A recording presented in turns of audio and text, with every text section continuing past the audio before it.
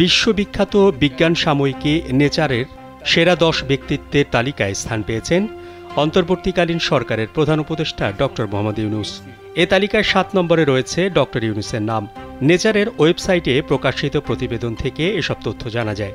2024 সালে বিজ্ঞানের অগ্রগতিতে ভূমিকা রাখা ব্যক্তিদের এ খেতাব প্রদান করা হয়। প্রতিবেদন অনুসারে তালিকায় শীর্ষে রয়েছেন একহার্ট পেইক। ডক্টর একহার্ট পেইক কোয়ান্টাম অপটিক্স এবং পারমাণবিক পদার্থবিজ্ঞান সেক্টরে সেরাদের একজন। তালিকায় 7 নম্বরে থাকা ডক্টর ইউনূসকে নেশন বিল্ডার আখ্যা দিয়েছে। গত 5 আগস্ট বাংলাদেশে স্বৈরাচার সরকারের পতনের পর আন্দোলনে নেতৃত্ব দেয়া শিক্ষার্থীরা শান্তিতে নোবেল বিজয়ী অর্থনীতিবিদ ডক্টর মোহাম্মদ ইউনূসকে সরকার প্রধানের দায়িত্ব নেয়ার আমন্ত্রণ জানান। এলো ভিশন মুশকিল আসান অফার। যে কোনো ব্র্যান্ডের পুরনো ফ্রিজ নিয়ে চলে আসুন ভিশন শোরুমে আর নিয়ে যান নতুন ভিশন ফ্রিজ 20% পর্যন্ত ছাড়। এরপর তার নেতৃত্বে রাষ্ট্র সংস্কার এবং ঘুরে দাঁড়ানোর চেষ্টা চলছে।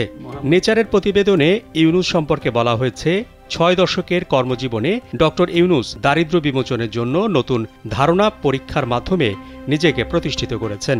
গবেষণার মাধ্যমে সিদ্ধান্ত গ্রহণ এবং অবস্থা বুঝে সমস্যার সমাধান করা ইউনূসের কাজের মূল ভিত্তি।